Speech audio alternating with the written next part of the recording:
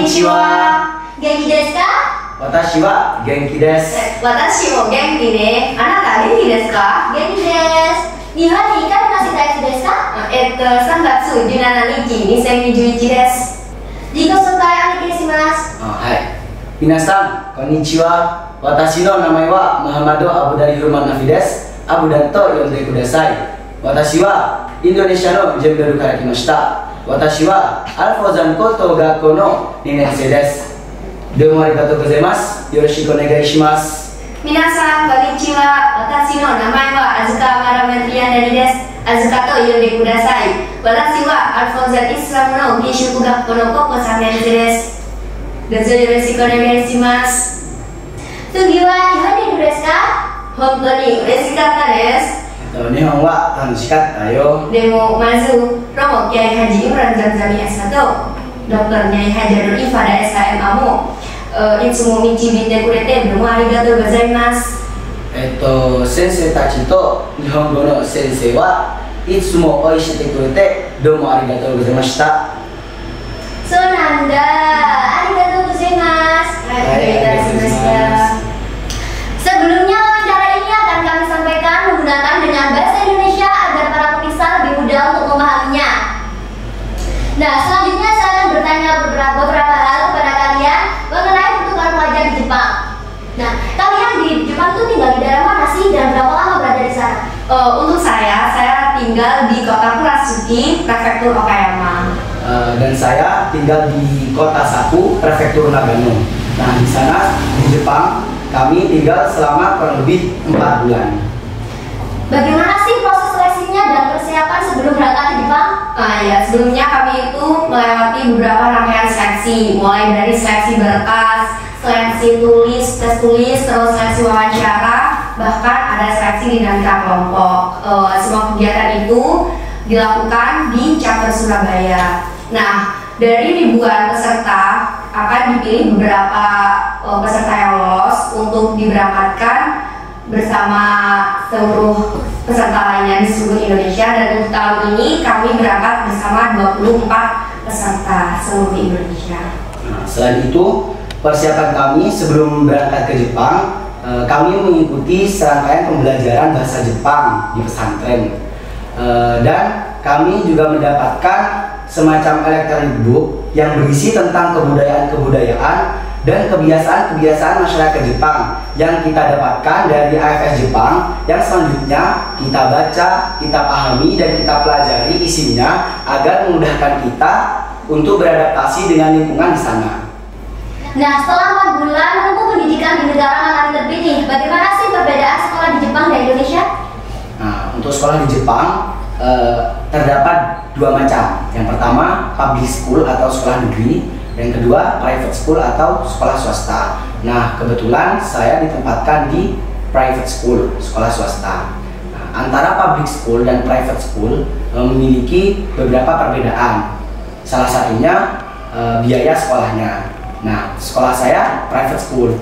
Nah, seragam sekolahnya itu satu setnya kurang lebih seharga 80.000 yen, atau jika kita rupiahkan kurang lebih sekitar 11-12 juta rupiah.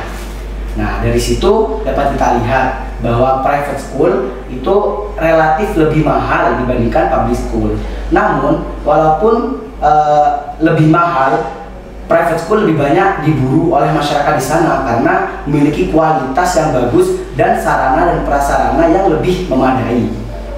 Nah, untuk di Jepang juga itu ada namanya boarding school atau sekolah berasrama. Nah, untuk sekolah berasrama ini biasanya siswa yang tempat tinggalnya itu jauh dari sekolah. Untuk siswa yang tempat tinggalnya dekat biasanya dia pulang pergi menggunakan transportasi umum maupun pribadi. Nah, untuk pelajaran dan kelasnya di Jepang itu dibedakan sesuai dengan tujuan pendidikan. Untuk sekolah saya, misalnya nih ya, kelas A, dia adalah mereka adalah siswa yang ingin melanjutkan perguruan tinggi ke sekolah yang satu yayasan dengan sekolah SMA mereka maupun SMP mereka. Nah, untuk sekolah kelas B dan C ini mereka ingin melanjutkan perguruan tinggi ke internasional. Dan untuk kelas D dan E ini adalah mereka yang ingin melanjutkan perguruan tinggi ke universitas lokal di Jepang. Dan untuk yang F ini mereka yang ingin melanjutkan perguruan tinggi ke jurusan IPA. Dan untuk saya pribadi, karena saya sebagai Ryugakusei itu ditempatkan di kelas C. Dan untuk pelajarannya dominan menggunakan bahasa Inggris. Nah, berbeda dengan saya, karena di Jepang itu setiap sekolahnya memiliki pembagian sistem yang berbeda. Nah, kebetulan sekolah saya termasuk sekolah olahraga, jadi pembagian kelasnya dibagi menjadi dua bagian. Yang pertama kelas belajar, yang kedua kelas olahraga. Nah, kebetulan saya masuk kelas belajar karena saya seorang Ryugakusei. Nah, untuk perbedaannya antara kelas belajar dan kelas olahraga, yang kelas belajar ini memiliki jam sekolah lebih lama dibandingkan kelas olahraga. Karena kelas olahraga memiliki seperti pelajaran khusus untuk olahraganya, sehingga jam belajar di sekolahnya lebih sebentar dibandingkan jam belajar kelas belajar.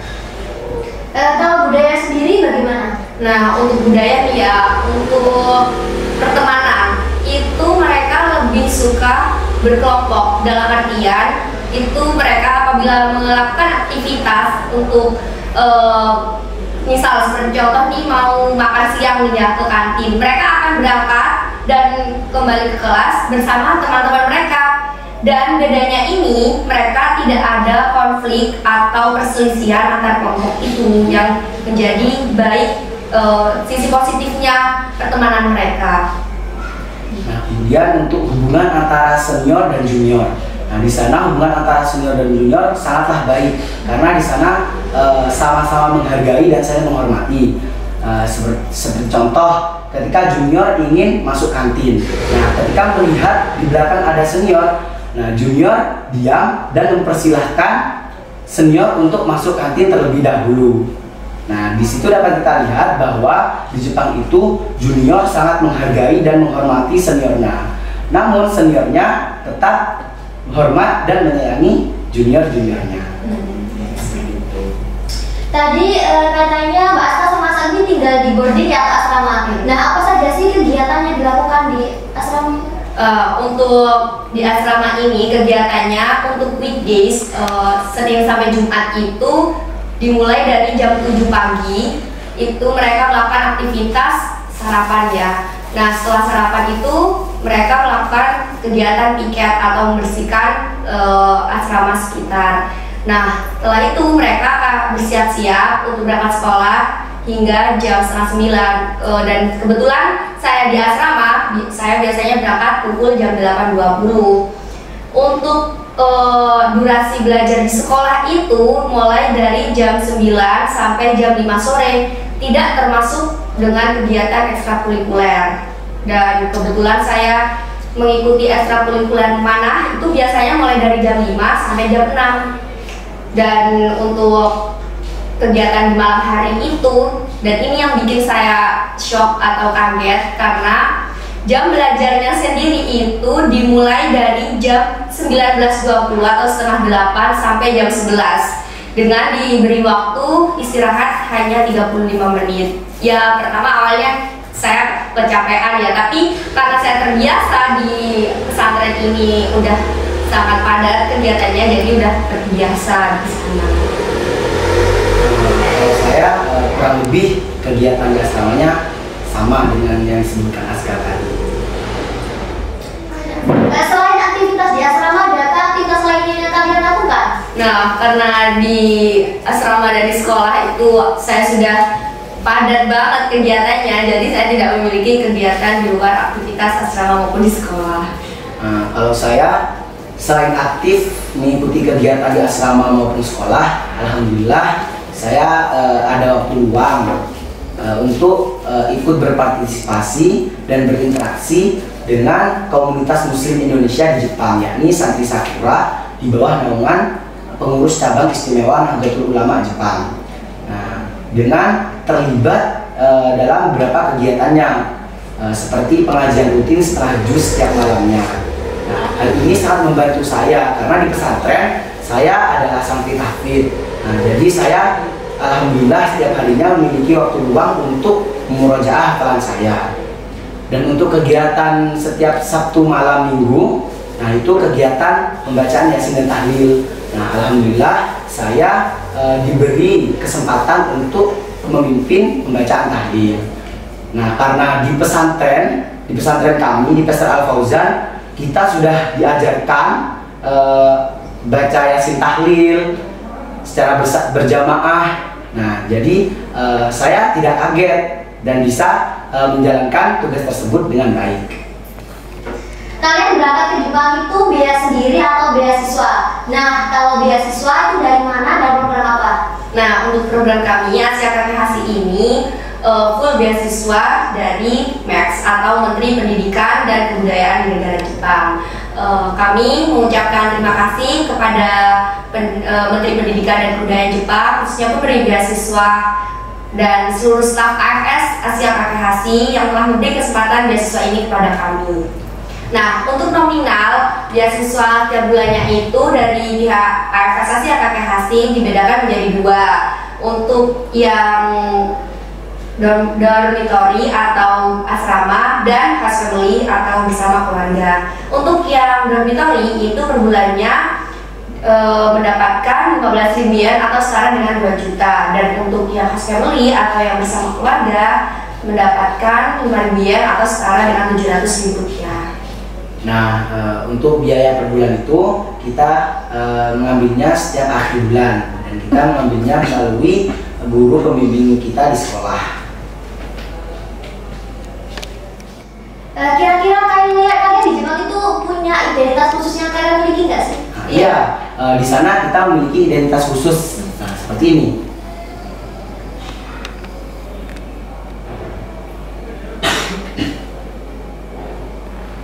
Nah, ini namanya resident card. Nah, kita mendapatkan ini jika kita mendapatkan ini di kantor keimigrasian ketika kita baru sampai di Jepang.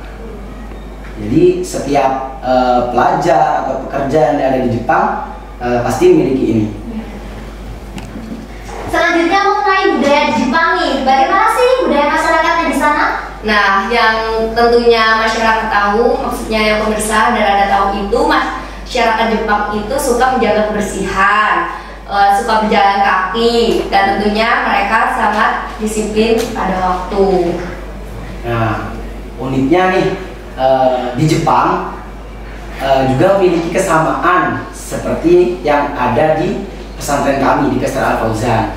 Nah, yaitu ketika ada seorang guru lewat, nah maka siswa akan berhenti melakukan aktivitasnya untuk memberikan hormat kepada gurunya. Nah, cuman perbedaannya jika di pesantren ketika guru lewat kita hanya diam berdiri dan memberikan hormat dengan tunduk. Nah, kalau di Jepang kita memberikan hormat sambil mengucapkan konnichiwa yang artinya halo kepada guru tersebut. Apa sih ciri khas dari negara Jepang? Untuk ciri khas dari negara Jepang berdasarkan hasil pengamatan kami, diantaranya negara Jepang itu salah satu negara yang memiliki rasa nasionalisme yang sangat-sangat tinggi. Seperti contoh, di setiap sudut Jepang itu mulai dari penunjuk jalan, penunjuk arah, atau pengumuman-pengumuman, semuanya menggunakan bahasa Jepang full dengan tulisan kanji. Tidak ada sedikit pun tulisan Latin.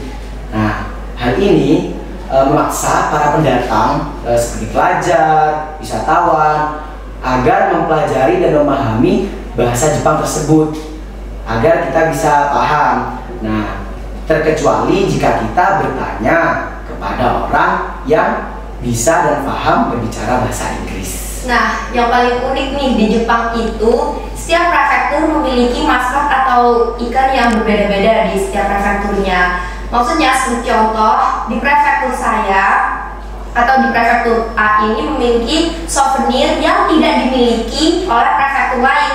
Jadi misal kita ada di prefektur A, hanya bisa membeli souvenir di prefektur A itu saja, tidak bisa membeli di prefektur B maupun C. Jadi pengunjung itu tidak akan bisa menemukan souvenir di prefektur yang lain.